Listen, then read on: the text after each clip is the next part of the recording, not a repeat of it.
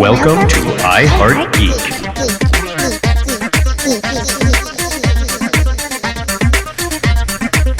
And welcome to another episode of iHeartGeek. Dun, dun, dun, dun, Swear to me! This scares me so much when we do this sometimes. I'm Batman. No, as the only black man in the room, I'll see you guys all later. Bye. No, seriously. that was good. The feet. That was nice. Was awesome. It sounded like a child running across the freshly waxed floor for some reason. Hang on, Dub. I'll be right back. I don't think you can move that fast.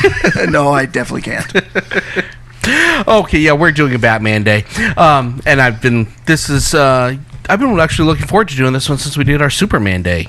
That's right, our Superman. Yeah, the psychology of Superman. Yep, and now we're doing the psychology of Batman. Nice. Because that's a hole that we all want to dig ourselves into, I bet. Mm-hmm. I'm gonna give you guys a spoiler. He's crazy. Oh, yeah. Whatever happened? Bruce Wayne. What? No. Are you sure? iHeartGeek today is brought to you by Alfred. He's the unsung hero of the Bat universe. Absolutely, sir. And from what I understand, according to Teen Titans Go, he has a movie coming out. No. No, he doesn't. You're That'd be killing awesome. me. Okay, let's go around the table real quick. I am Dub, and I'm your producer, and I'm Batman. Well, I'm not Batman, You're but bald man. me and Batman have never been seen in the same room at the same time, at the same place. So just leaving it out there. Although with that slick head of yours, the cowl would. It's aerodynamic. Quickly. So yeah. He didn't even need just. To be no pull, no No, tug. I'm actually the oldest Robin.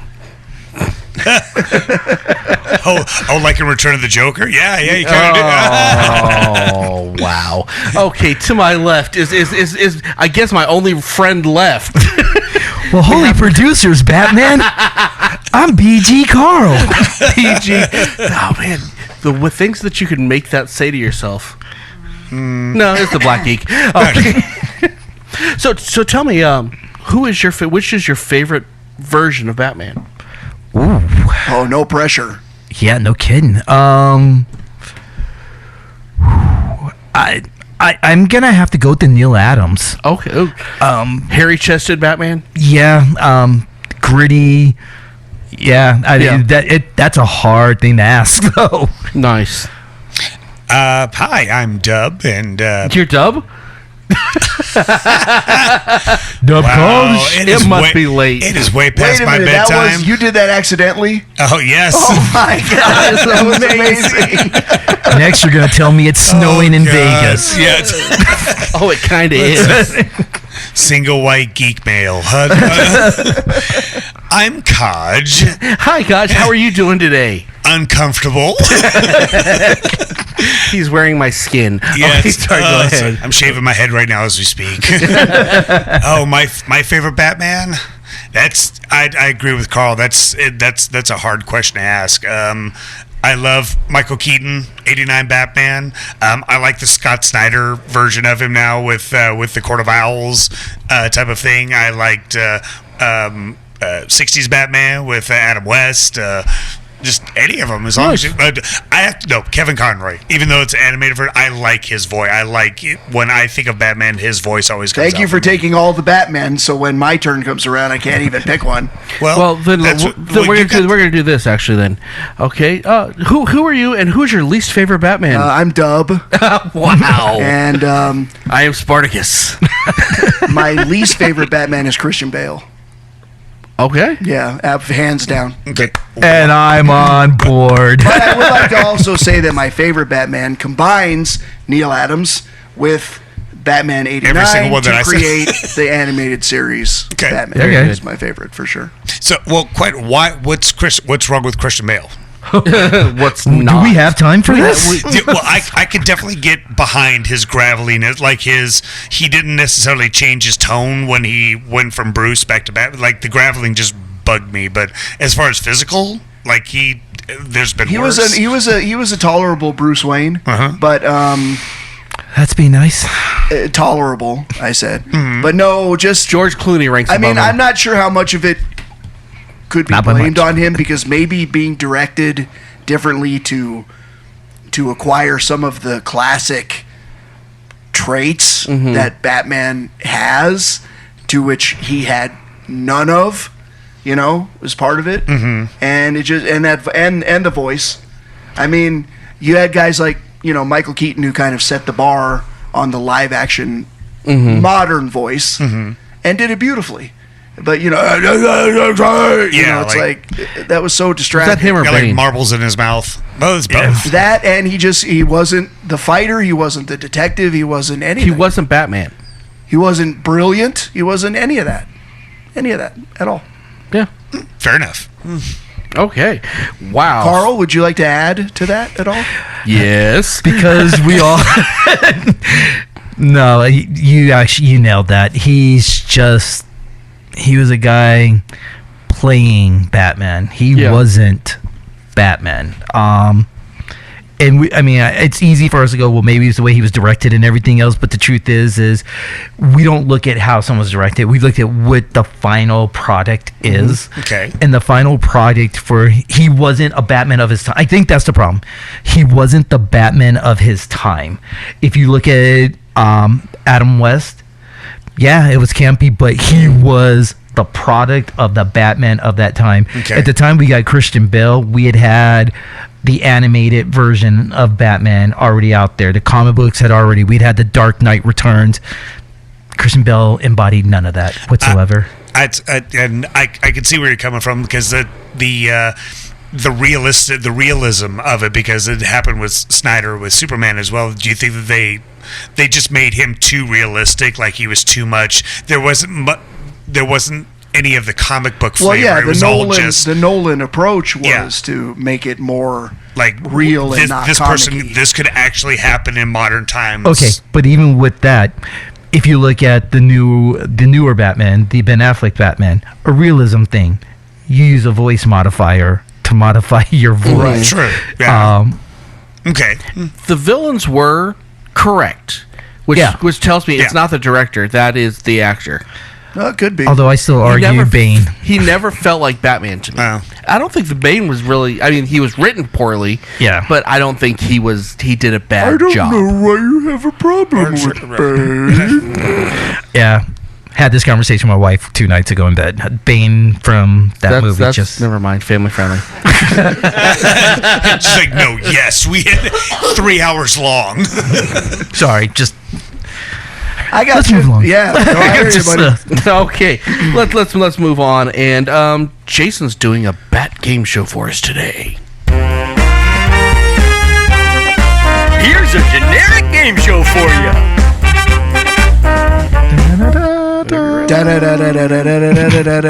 Bat show. Bat game. Bat game. This one's gonna sadden me. Bat game. Okay, so Batman has arguably the best rogues gallery of villains in his stable. I would agree with that And statement. our game show is which Bat villain said this. So as many of these game shows go, we've already written our answers. And everyone does poorly on this one. We'll see. We'll see. So, number 1, there are 2 rules for success in life. Never reveal everything you know. What's number 2? There isn't a number 2. That ends the statement. He lied to me. Dub. The Riddler. Correct. Carl. Yes. The Riddler. Correct. I put Ra's al Gosh. Ghul. Incorrect. All right. Good start. Meh. Points on the board. Number 2. You either die a hero or live long enough to see yourself become the villain. Dub. Harvey Dent. Correct. And I put the wrong person. I realized it after it was said. I put Clayface. Incorrect. Harvey Dent, Two-Face. Correct. Are you gonna try to do this one-up thing all night? Yes. Okay, just checking. I'm getting 3 points. All right, here we go. Number 3. Everything I have done, I do for the greater good. Dub. Ra's al Ghul. Correct. I am literally guessing these. I got the demon's head. Yeah, Ra's al that's Ghul. true. Same thing. Yep. And you said the same thing? This was No, my you double. didn't. This was my double answer, so I got it wrong. Yeah. What did you put? It's going. What did you put? I put Hugo Strange. It's not a bad guess. I know, but then something else. I'm like, so I put him twice. So, yeah. Oh well. All right. 5 points. Number 4. Your power is useless. I am a force of nature unto myself. Dub. Apocalypse. No. I didn't know, so I put Killer Moth. No. Ooh, I that's went with one Victor Freeze. No. Clayface. Oh. All right. Number 5, which I'm sure everyone got this one. You know you can't resist me. No man can. On Poison 3? On 3? 1, 2, 3. Poison Ivy.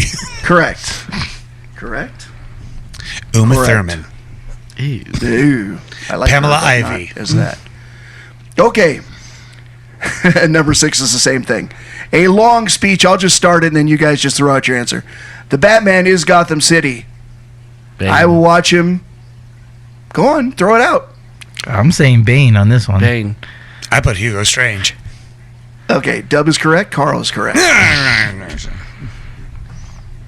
just like saying Hugo Strange. Apparently so. Because him and Katie talked about that in bed for 3 hours. So do you think I should shave my head and put glasses on? Yes. No. No. No. All right, number And 7. then call me Dub. Wow. He started that. Okay, come on now. And you're still going to bring tentacles like you talked about on the other show? No, now it's going to be 10. I can just hear it now. Go to I am vengeance. tentacledub.com. I am the night. I am dumb. Swear to me. All right, number 7. You can't kill me without becoming like me. I can't kill you without losing the only human being who can keep up with me. Joker? Yes. Joker. Yes. Joker. Correct. And it goes downhill from here for me. Hugo Strange. All right, number 8. Why can't a girl be nice to a guy without the mook trying to murder her? Arlene Sorkin. I mean, Harley Quinn. Correct. That's pretty good, wasn't that? Yeah. Yep. Yeah, you like that? I got it wrong. I had Catwoman. Nope. Incorrect. One Harleen Quinzel. Oh, jeez. Correct. All right, number 9. My world is all just shades of gray, Batman. That's why you'll never really understand me. Dub. Scarecrow? No. I had Two-Face, but I think it's Catwoman, actually. Incorrect. Well, incorrect on one of your things you said. I put Scarecrow. Incorrect. It It's is Catwoman. indeed Catwoman. Wow. Yeah. Well, I got the rest of them wrong. That one's, I rattled my brain. Number 10. The Batman. While I have affection for most flying creatures, the winged rat is not among them. Dub. Okay, I have something written, but I'm changing it because I think that it's... No changing it. Oh, come on. No Don't one said change it. in to try to please me. I'm not... Oh, shut up. I think it's the Penguin. What's your real thing that you wrote down? I wrote Catwoman, but nobody else... Come on. And it is the Penguin. Okay, I'll come back to you. Carl. I got the wrong person. I put the Red Hood, but I do know who it is now. Gosh. I put one Oswald Chesterfield Cobblepot. Yep. The Penguin. The only legitimate point I should give to that one, because you can't change in the middle of the game show. Stop looking at me. It's not like I was looking at anybody's paper. Right. All right. Number 11, the final. here. The final one. Bruce, if you wanted to get together after all this time, you didn't have to try to kill yourself to do it. Catwoman. Dub. No. Talia. No. Well, Batgirl. I'm kidding. No. One, Thomas Elliott, a.k.a. Hush. Oh. All right. So when he we gets in an have- accident, he has to operate on his brain. That's right. Damn it. All right, doing a quick tally of points.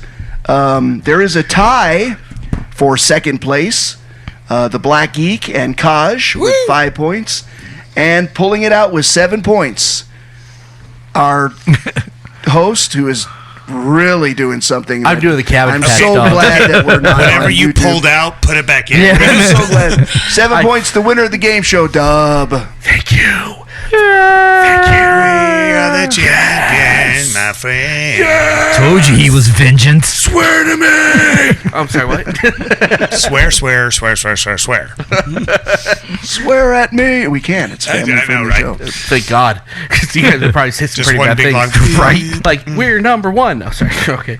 So, Kaj, No.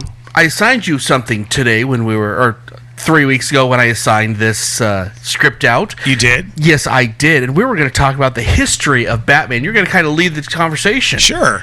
I am.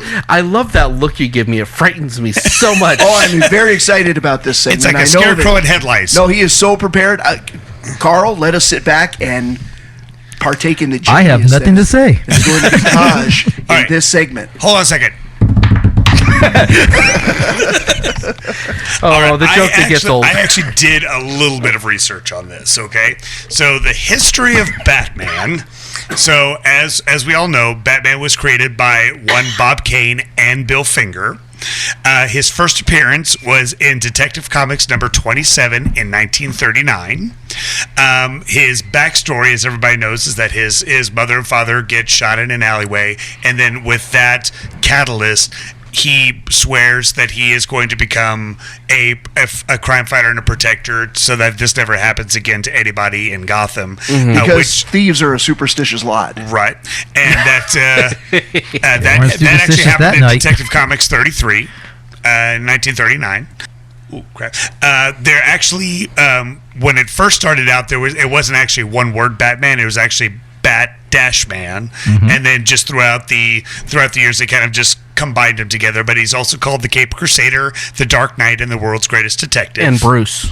Well, his secret identity is Bruce Wayne. Parents are Thomas and Martha Wayne. He has a butler / guardian named Alfred Pennyworth, which, as you said at the beginning of the show, is the linchpin, or basically his Conscience. Jiminy Cricket per se. That Well, his father. his father basically, figure, his guardian. What? Hold on. No, hold on. I'll let him finish. Okay, sorry. No. It feels like you have something that's really important here. Unknown fact, not unknown fact, but most people don't Alfred catch is his on. father? Alfred is not his guardian, actually. Okay, His guardian is one Leslie Thompson. that's true. Yes, She's the actual guardian, but Alfred ended up keeping him, and over the course of time, they shifted it over. We'll discuss it when I hit the year 2 conversation in there. And then with that, like you definitely see Batman as like a single force to be reckoned with. But even if you just go behind the cowl, look behind the cowl, he has a massive team of support that's behind him, either with Heather Thompson, with Alfred, Commissioner Gordon, every single one of his Robins, Batgirl. There's so Bat many family. The Bat family, yeah. Like at the beginning, they really didn't kind of go into that detail of his life, but yeah, he's always had a huge support behind him to do what he does. Now in the 40s, this after the comics, they actually started with the serial films that they would be at the beginning of the movies, and he had his quintessential like gray and black suit with a bat on it. One thing though that is different between our Batman and that one is that he actually used a gun. That and then just through I think the comic books, they with the death of his parents, that's why he never used a gun after. Well, he murdered wantonly in those. Yeah, the first couple of comics, he actually does use a gun. Okay. So That's a fact. When that serial took over, they were basing it off of the way the comic was. It came a little bit later when, quote unquote, the costume superhero bang started, that they moved away from saying that would be his thing, never to use guns and everything else. But no, he started off very happily. Almost Punisher-like, yeah. But Neil Adams' Odyssey did a great job of explaining that. And they had him. In the beginning, I had a gun, but I didn't want to use it, and I found out that'd be a liability, so I don't use guns anymore. And it was just very simple said, well, this is why he was using it in the beginning. And I thought that was a great way that they explained that away. Right. Yeah. Well, and as just even jumping into the future, like when Batman Beyond comes in, and then you see him at the very end when he's so overpowered by just some regular thugs, and then he has to pull out a gun just to defend himself, and then he's like, I'm done. Like, I can't do this anymore. Yep. Right. And then in the 60s, it kind of, the campiness of DC was kind of going into a downfall. Like, people weren't buying as many comics. That there was a Senate hearing or something about comic books. Yeah. There's a book that came out. Well, yeah, the book came out, and then they had the Senate hearings with that author saying that that kids, kids in juvenile detention centers, they read comics, so then that means that all kids who are bad read comics, so then it's a bad thing to do. Then they were throwing a lot of Batman. The first time we ever hear about Batman and Robin doing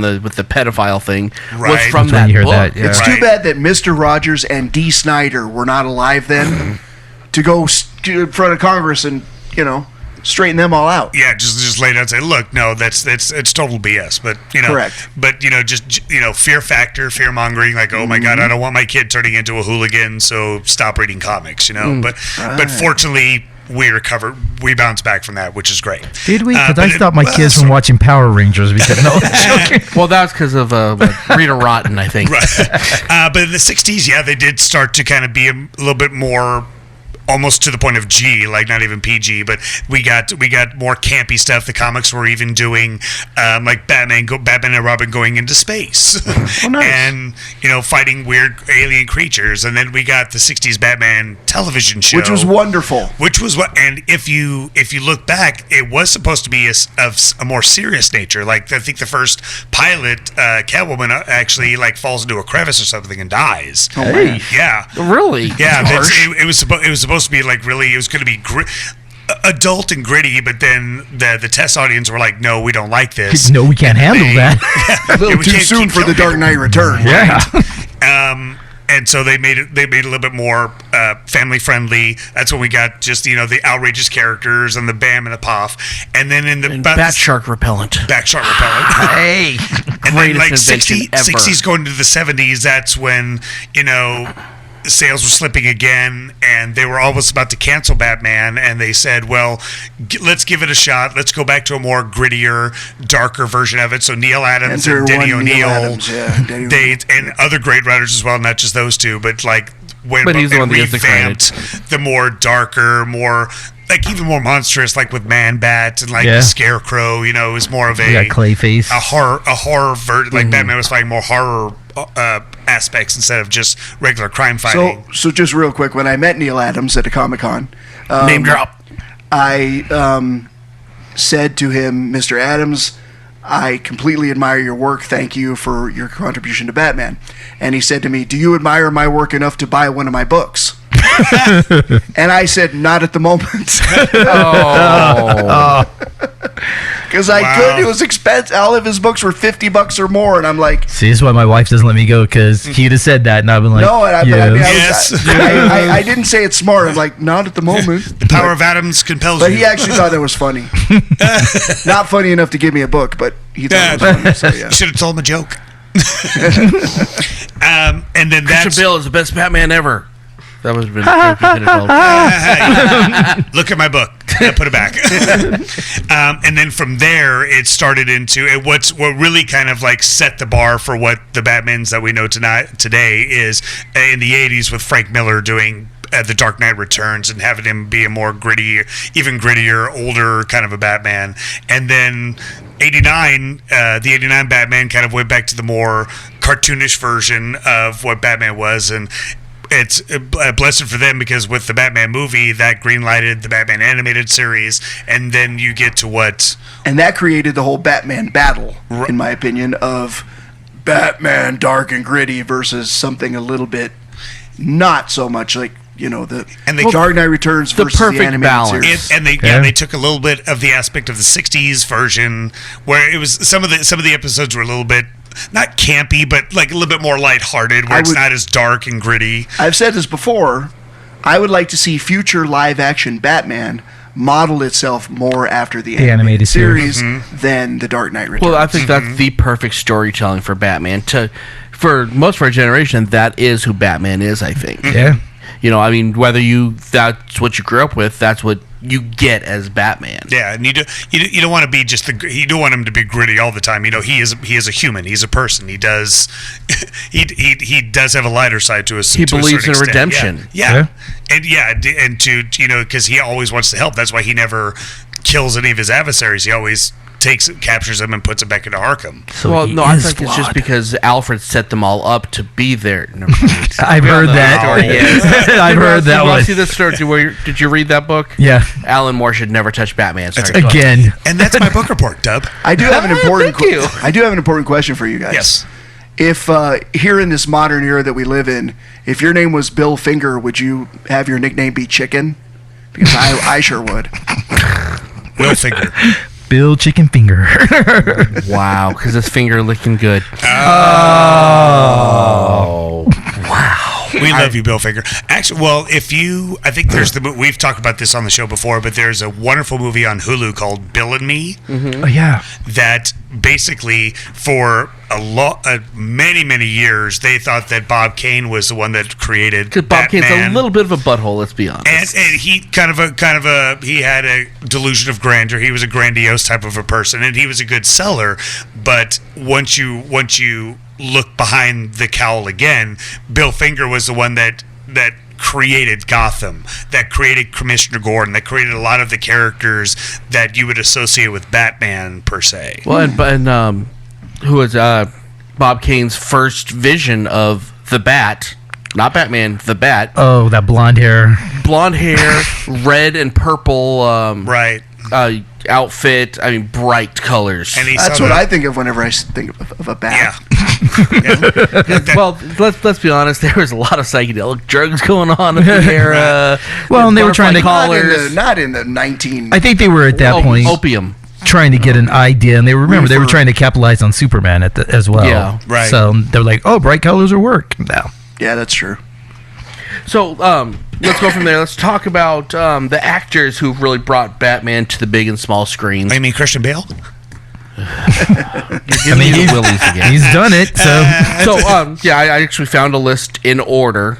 I'll skip the Lewis G. Wilson was the first. That was the serial. Was that the male? Oh, and nice. then Robert Lowry.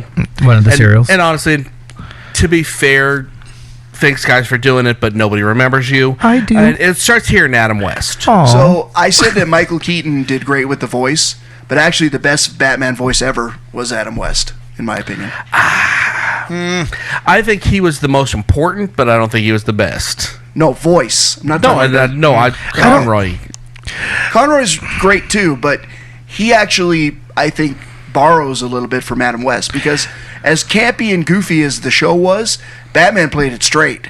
You know, Batman was a straight I have to man. go back and watch, and we have Watch them. the movie. You can. Right. You don't have to watch the series. Just watch the movie. Because the thing with Kevin Conroy, one of the things that sticks out like a sore thumb is how there's a difference between Bruce Wayne and Batman. That first episode on Leather Wings, when he answers the phone and it's like, "Hey, Doc," and just that change, I was like, "That's Batman." I'm trying to remember though if '60s Adam West did that. No, the first one was Keaton. Yeah, I was gonna say We discussed that actually when we watched this, if you remember right. He was the first one. This was his decision. The director fought him on it.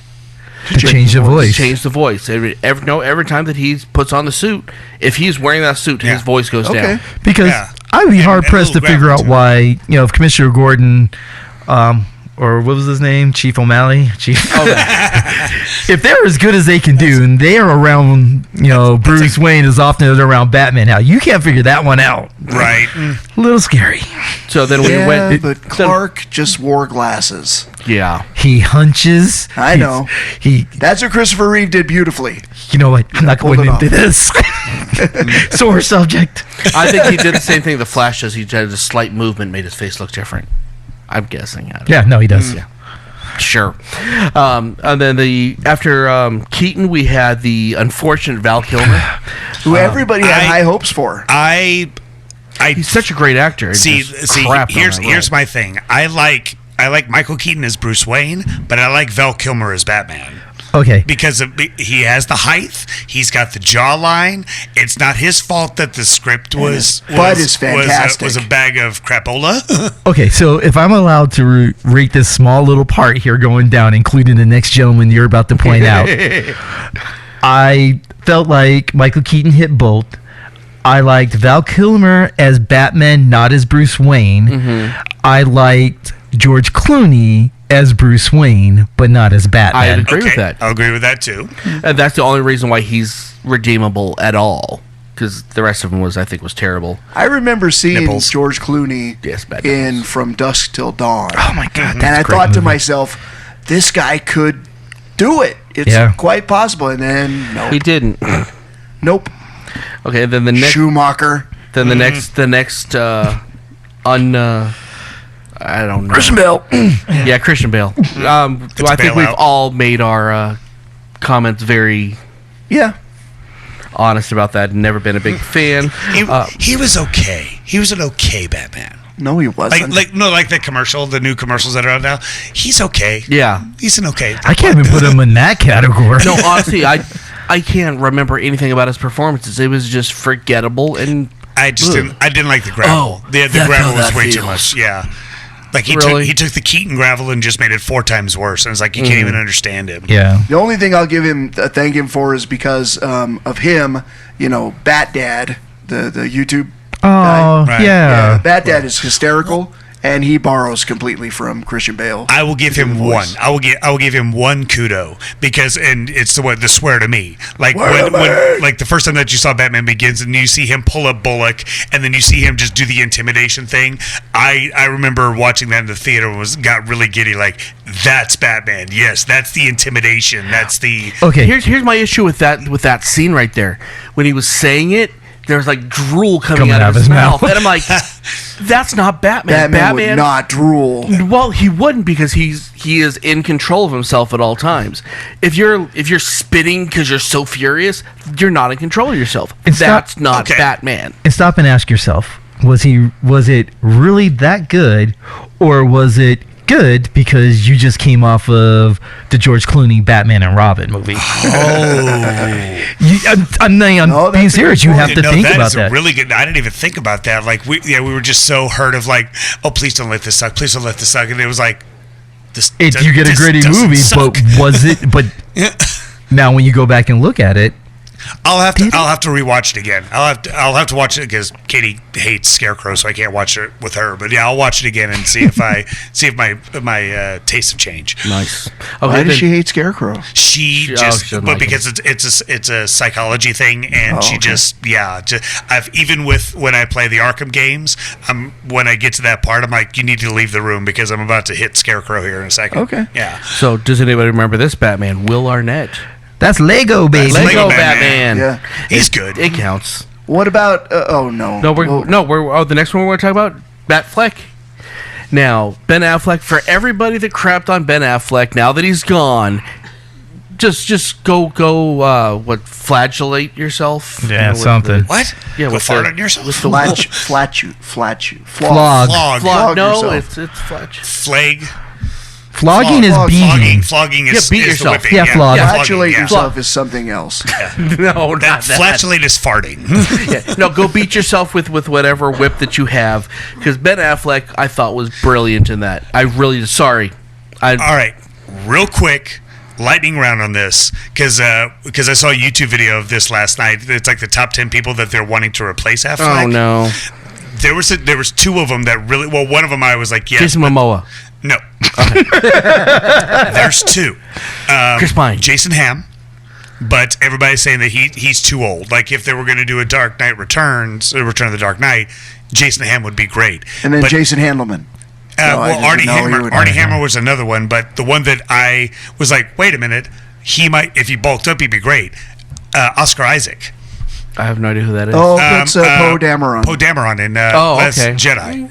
if he bulked up a little bit, he's got the suave and debonair of being Bruce Wayne, and I think he would be a really good Batman. Okay, no, well, the next Batman they need to make, it needs to be Michael Keaton playing old Batman with Batman That's Beyond. Batman Beyond, yes. Yes, and this is, why is this movie not That's happening? a hands down. We're at the perfect age for this to happen.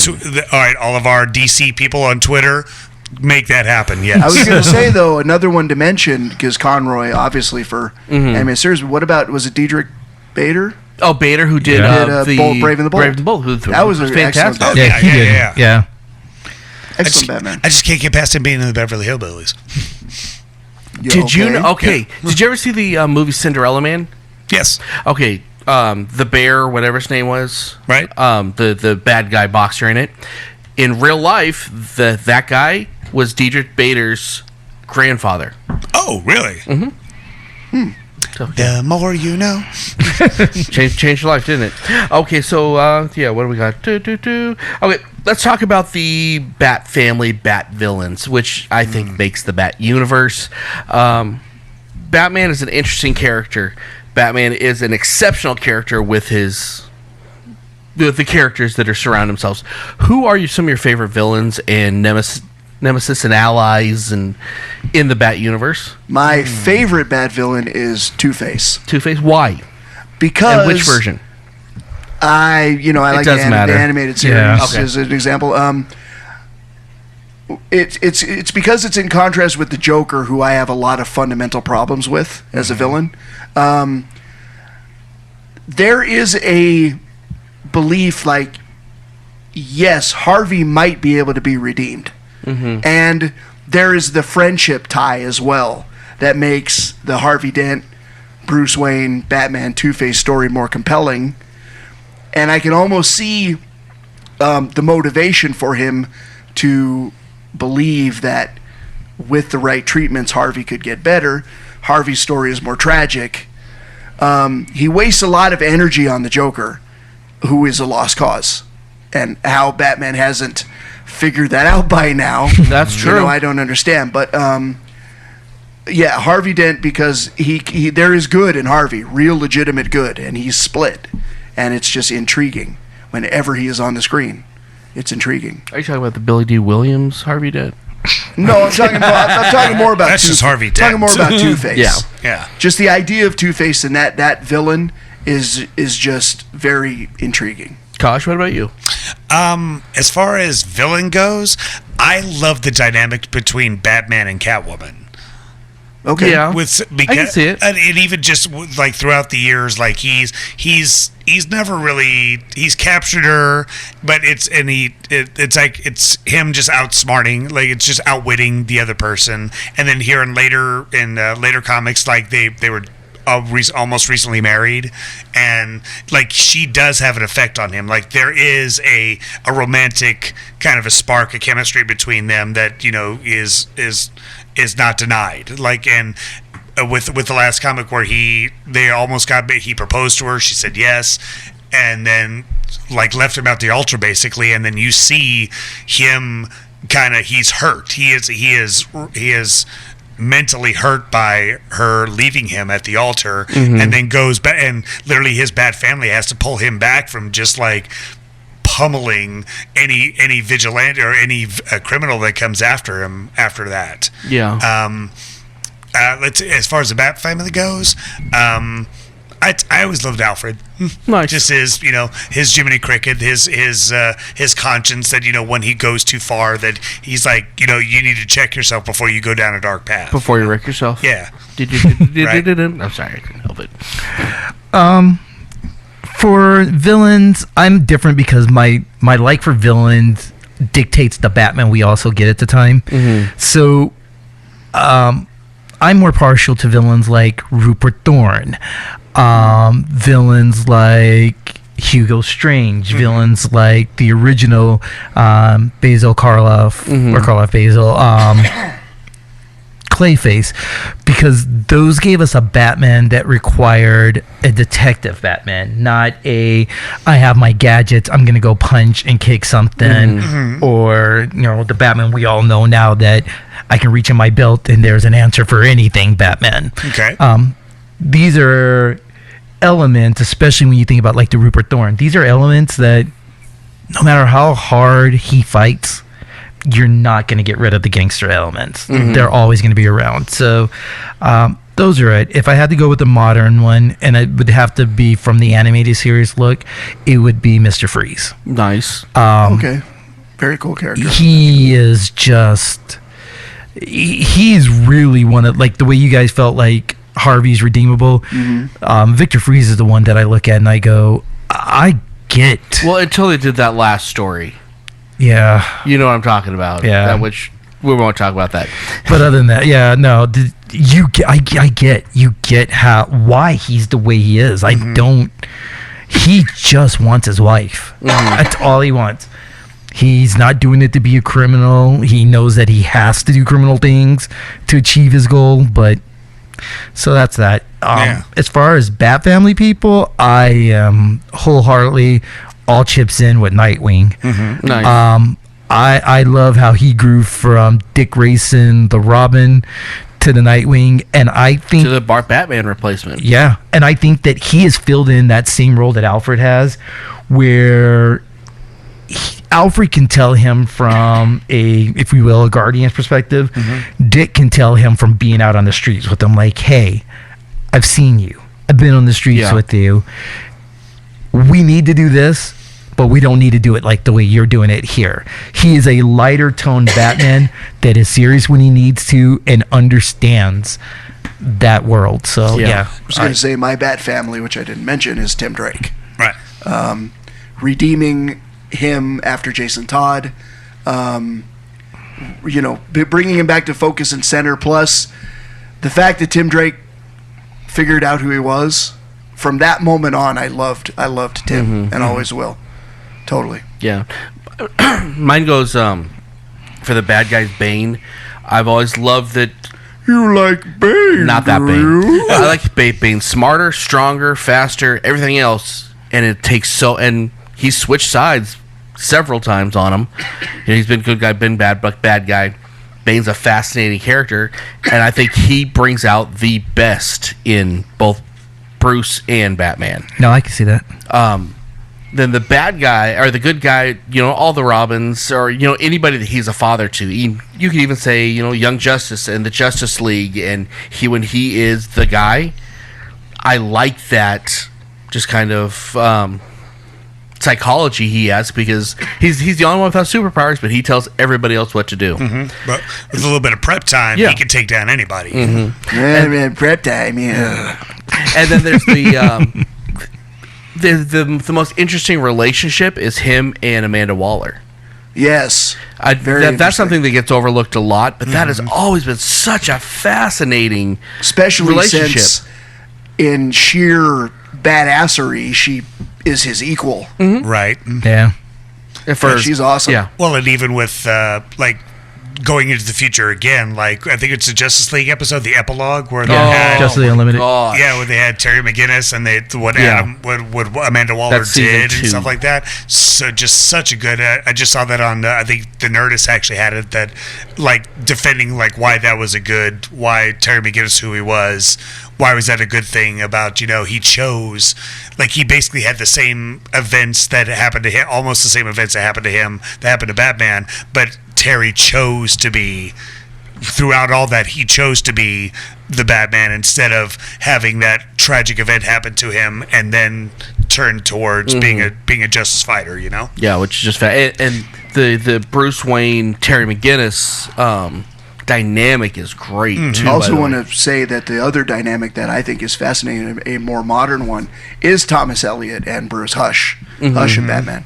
Again, there's that personal connection. They were childhood friends, and almost like even though Batman's the Dark Knight, it's like the dark and the light, between them. And the way that Hush's mind works is fascinating to me.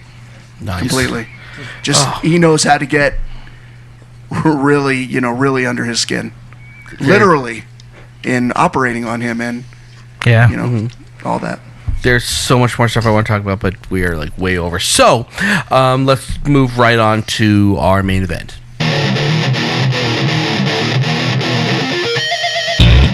Now it's time for the main event.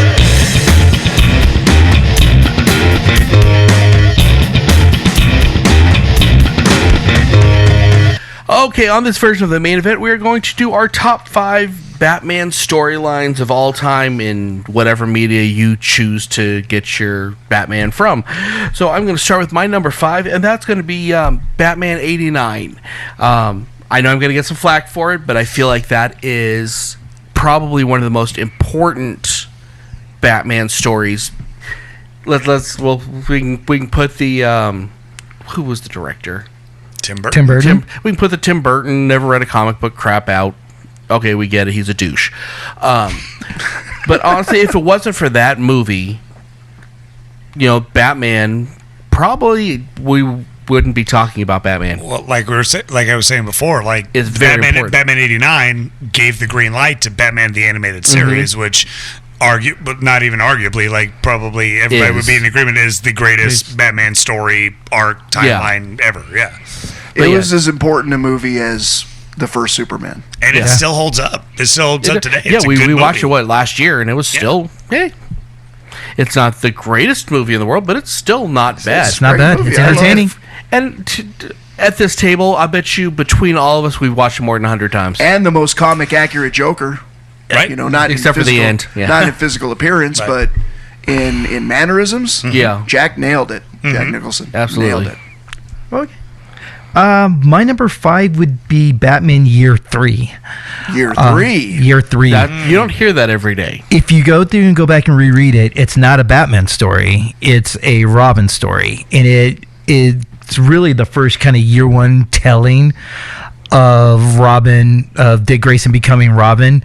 But the story isn't all lined in his origin. It's his origin, but him finding out later that Boss Zuko is still around and still alive, and him having to come to terms with, okay, what am I going to do about this? Who wrote Year 3? Ooh, you know what? I do not know off the top of my head. I will have to get that back to you. Okay, no problem. All right, so my number 5 is going to be a little bit of a diversion, but it's it's done by one of my favorite comic book artists, Todd McFarlane, but Batman/Spawn. When Batman goes Punk. When Batman goes to New York because of some, he's investigating some killings of homeless people, and then he sees Spawn, and he thinks that Spawn's the killer, and then Spawn thinks that he's the killer, and they fight it out a little bit. He also thinks Spawn is a punk. And he kind of he's like, you're a little bit green in the ears, and Batman takes him down pretty easily the first time, with his combat experience. But then by the end, they find out who the person is doing it, and then even at the end, Spawn kind of relents and says, "Hey, even though we might not like each other, we do make a good team." And what does Batman do? You want to bury the hatchet? You want to bury the hatchet? Throws a batarang in his face. Yeah, right in his face. And he laughs. Yeah. There is an interesting thing in that book, though. Batman dies in that book. And Spawn brings him back to life. Spawn brings him back to life. Mm-hmm. Did he go to heaven or hell? I don't think he quite got that far. He went to Baturgatory. I don't know. Baturgatory? Yeah. Baturgatory. I'm pretty sure it's not the place in the sky he's going. Yeah, I think he's sealed his fate. Jason. Wait a minute. Did you find the writer? I did. Okay. How I didn't know this. Marv Wolfman. Oh, with the covers penciled by George Perez. Perez is the best. All right. My number 5 is a tie. These are not complete Batman-centric stories, but they are amazing DC stories that Batman is a key character. The first would be Kingdom Come, right? Which is the older Batman and the whole thing with the heroes with the gone rogue. And you basically have again Superman and Batman kind of being in opposition, not in the same way as some other stories, but in a really mature, neat way. And then the Tower of Babel, or Babel, however you want to say it, where the paranoia of Bruce Wayne / Batman comes to full fruition in the fact that he made fail-safes to beat any of the members of the Justice League were it necessary. I don't think that's paranoia. I think that's Oh, smart. it's horrible who gets a hold of it. absolutely. No, Ra's al Ghul. But, Gets a hold of it. I mean, like you have a being, an alien being that could basically is a god, and you need to figure out how to beat him if he goes rogue. I totally agree with that. And it's this one of the like goosebump moments in that story was after all was said and done, when the Justice League is deciding whether or not he should be kicked out, and the vote comes down to Superman, and you don't see what he says, but you see Batman leaving. Mm-hmm. You know what Superman said. Thumbs down. Actually, if you read later, I almost say it might have been a year or so later in the Justice League comics, they come across each other, and Superman does tell him, for the record, I didn't vote for you to go. But Batman leaves before he hears... see, I didn't know that. Okay, the that's animated movie, when they did that, it was the... they kind of they said... retconned They it, said, sort no, of, I'm not going to sit here for a vote. Yeah. Yeah, I'm and he gone. just walks, and then Superman gives him the kryptonite bullet, saying that if I do go rogue, you're the only person that I would trust with this. Trust you me, if you've watched the animated, go back and read the actual storyline, The Tower of Babel, because the animated gave very nice versions of what he did to them. Because it was like the Superman one, I still get chills when I look at that animated where he made his skin clear. Yeah. I was like, oh. Yeah. That's dark. Good story. Yeah. Are we back on me? Number 4. Yeah. Okay. Number 4 is the All-Star Batman and Robin, not the new version, the old version. But I tell you what, just on a purely entertaining reading level, it's great. I like the art. I like the, multiverse. And it is a multiverse. If you have kids, cover your ears now. Because I am the cheating Batman. Really? You like that? I did. I shouldn't. I know it's controversial, but I enjoyed it. It is an enjoyable read. Okay. It doesn't. It you resonates know it's with not you. going to go anywhere. You know it's not canon. It's just okay, cool. I don't know where I was hoping Wait, for that to go. you like the TV show Preacher?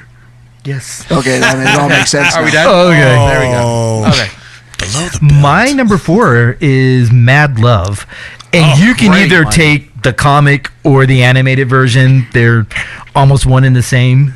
I really love the story and why it gives you an insight on why Harley is the way she is with the Joker. Right. Because let's be honest, it is an abusive relationship. Very abusive, yeah. So it's really interesting to actually, when they put it in to writing or animation, to see how that really was. So Right. be my number 4. Agreed. That's a compelling story.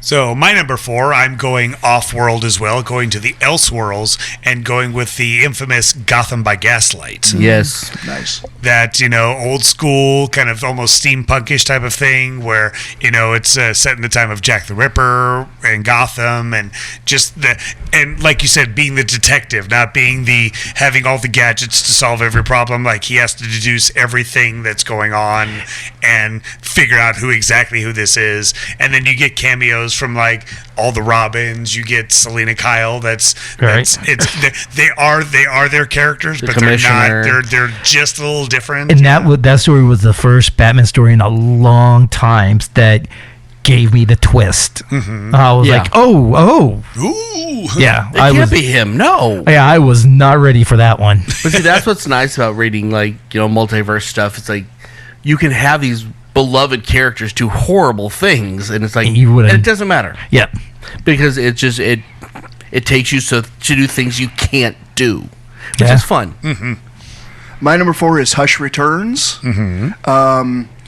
The continuation of the story. I never read that one. I don't think I've read this Hush. one. Yeah. Well, okay, so there's one moment in Hush Returns that I think is just amazing. Did you read that one I at have all? not read. I've read Hush. I've never. Okay, read I'll go Hush through this Returns. quick. Green plays a role in Hush Returns. Thomas Elliott kills a cop. Green Arrow shoots a net arrow to try to save him, but Thomas Elliott as Hush cuts through the net, and so the cop dies. When Batman comes to Green Arrow's territory to question what happened and learn information, he's very much kind of cold, and Green Arrow is like, he's questioning him and being very like cold, and Green Arrow at one point has enough, and they start fighting, and they bang each other around a little bit, and then they stop at the same time, and Batman's like, why did you do that? And Green Arrow's like, because as much as you're on the street level, you're not on the street level like I am, because you do not set yourself up to talk to the families, which is what I'm about to go do. And then after he leaves Batman, he goes and tells the wife, and you see Green Arrow go and tell the wife and kid of the cop at a distance, and you don't see any dialogue, but you just see Green Arrow goes over there, they're standing there, and then the wife drops to her knees, hugging the kid. Wow. And it's like, and Batman's like, there's a moment where Batman is basically, he's checked, and it's like, yeah, Ollie has a point. And it's a great moment in that book. Very emotional. Nice. My number 3 is the Kevin Smith penned Cacophony, which was just fantastic. And actually, Carl will be reading this for the first time, actually, this week. By the time this airs, he should have read it. This is really when they were closing the door on the regular DC universe. So they said, okay, you can do whatever you want. So, and then they stopped and said, you're not going to have Batman have sex with Robin, right? And that was the only thing that they would let him do. So, I mean, this got a lot of flack because, he talks about his first night on patrol, he got so scared that he peed. And people were up in arms about this. I'm like, really? That's what people want to flip out about? But it's a really entertaining read. It's different. It's definitely end of multiverse type.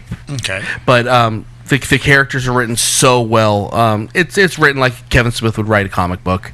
And if you're into Kevin Smith, anything, you'll be into it. And if you don't like Kevin Smith, you'll hate this comic. Is Jay and Silent Bob in it? No, and I wish they were. Oh my god. But it's written. Is it written a lot like he did Quiver? Yes. Okay.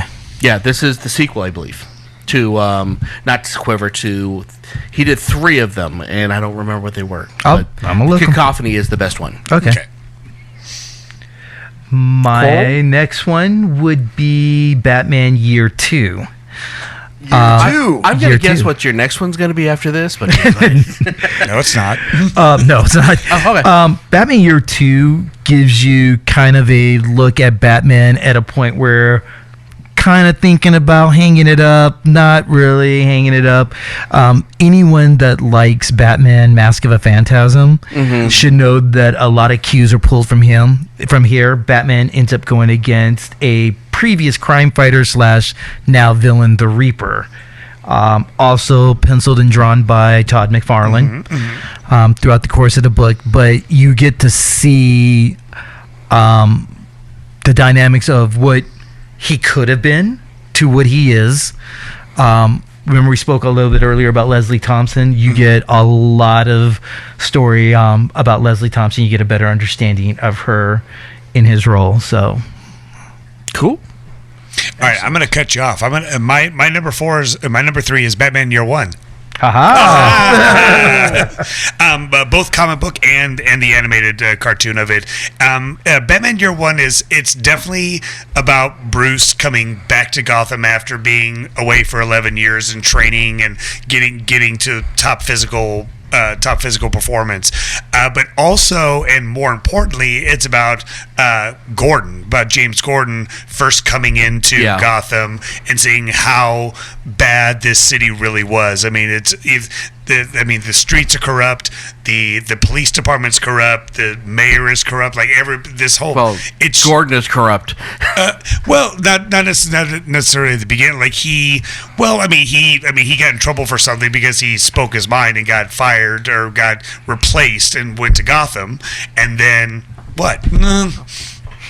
Oh no! Just the. Never mind.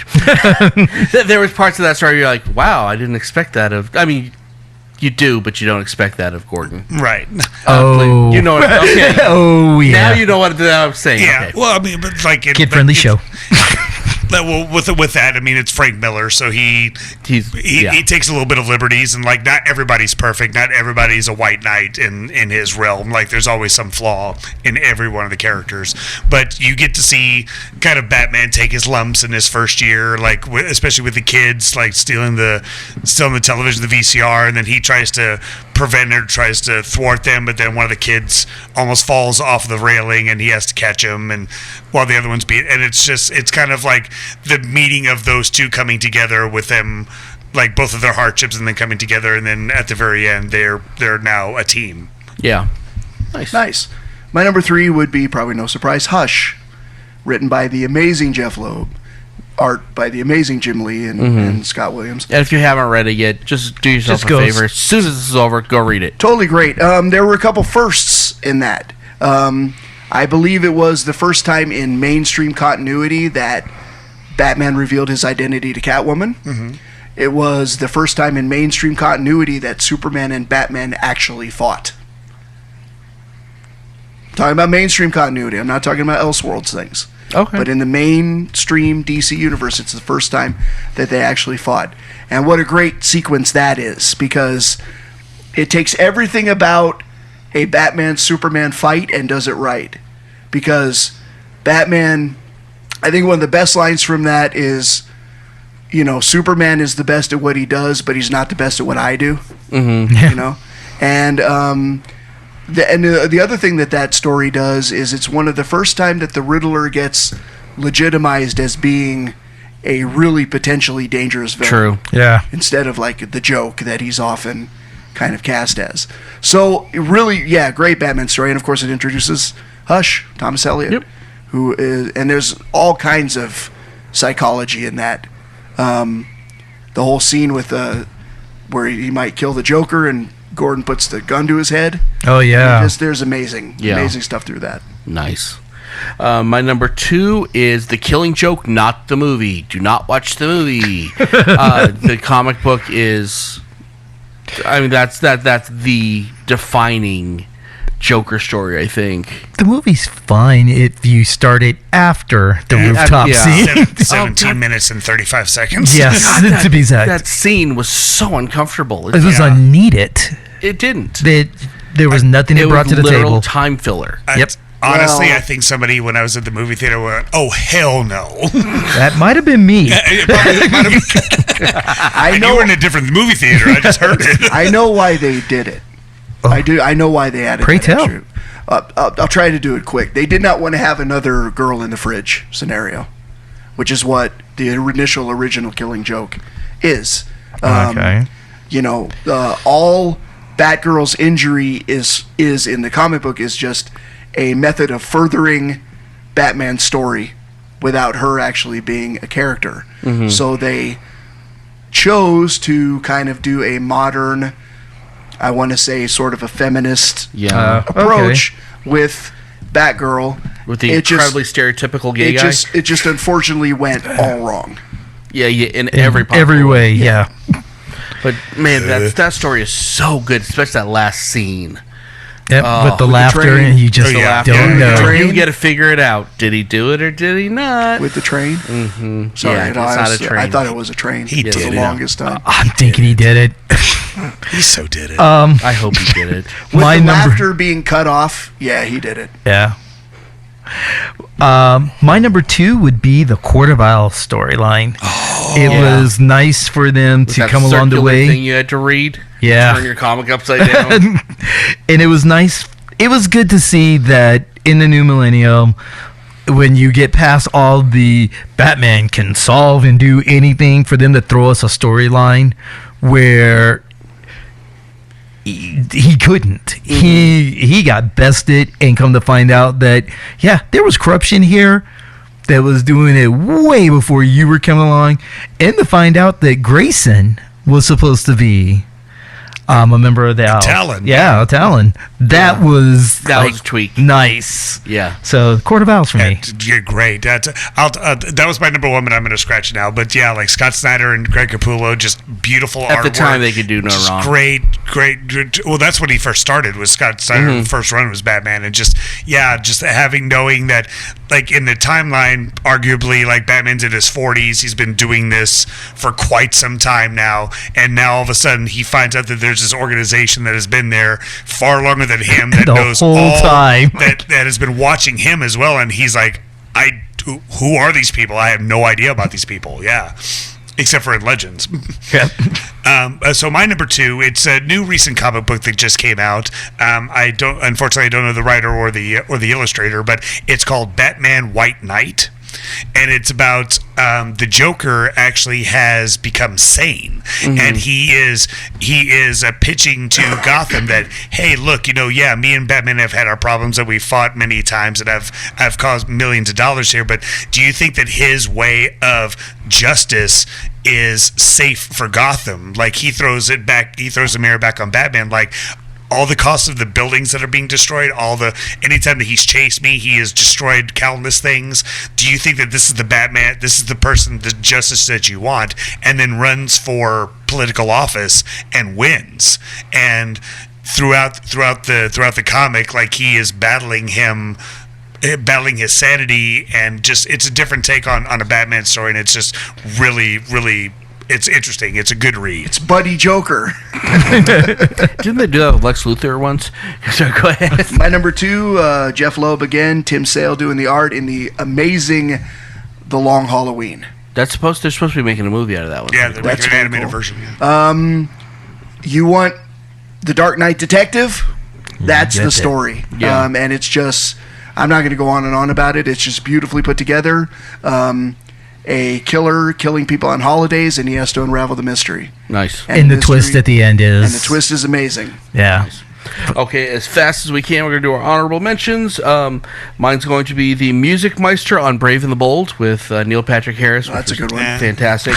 Under the Red Hood, if you don't like that, you don't like comics, the book or the movie. And Batman 66, just all of it. Your honorables? My only honorable that I have is the first 3 storylines of the Superman Batman comic that Jeff Loeb did. Nice. My honorable mentions are anything else that's related to Batman. Yeah. Okay. Yeah. Cheater. The Battle for the Cowl, for sure. Okay. And also, can't remember what it was, but it was, I think, the Black Mask and all of the other Batmen from the different parts of the world. Mm-hmm. The Latino Batman, and then the English guy and his daughter. Oh, yeah. Batman Inc. Yeah, I think that's what it was. Yeah, neat story. Nice. My number 1 is Death in the Family. Robin dies. Wow, that was like. I voted against. Yes, we did. Yep. Hey, but if it wasn't for that, you guys wouldn't have gotten Thanos. That's all I'm saying. I'm okay with that. There'd be no Red Hood, thank you. Well, that's true. But no, that's just such a fantastic story.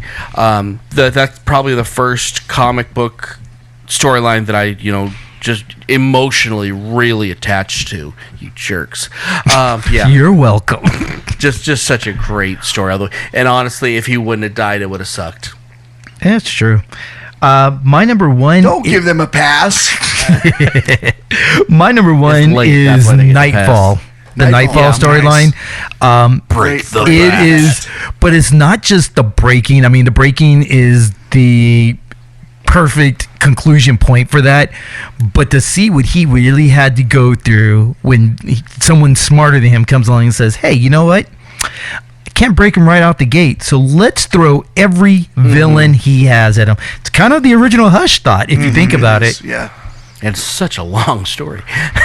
And and he had not only did he had to put every single one of those criminals back, and then Bill Bane. Yep. Yeah. He's like, yeah, you need a rest. Click. And Bane goes into his house, right? and confronts him as Bruce, and Bruce is slaps down Alfred. Bruce is like, okay, I'll be right back. And he did the whole thing. He goes as Batman and gets his back broke. Gosh, what if like Bane took a selfie, like, hey, click. All right, so like I said, I changed my number 1. Court of Owls is an amazingly good book as well. But I will go to another Scott Snyder one, since Death of the Family. Yeah. Later on, where the Joker is like, you know what? Batman's gotten a little soft, and he's not as rough and tumble as he used to be. And I wonder why. Oh, it's because of all these other kids that he has taken in. So I'm just going to eliminate them all so that I get them all to myself again. Yep. Yeah, it got so and it's dark. that's such a twisted, show. But I was a comic. You can edit that out, right? Way past my bedtime. Frank Miller gets on my nerves a lot. But the one time he got it right was in the first, The Dark Knight Returns. Yeah. A grizzled, retired Batman returns to the fray, and all that goes on with it, including the awakening of the Joker. The one time that I absolutely was terrified and completely into the Joker, who's really not my favorite Batman villain, but in that, oh my goodness, the Joker, the whole I'm going to kill everybody in this studio.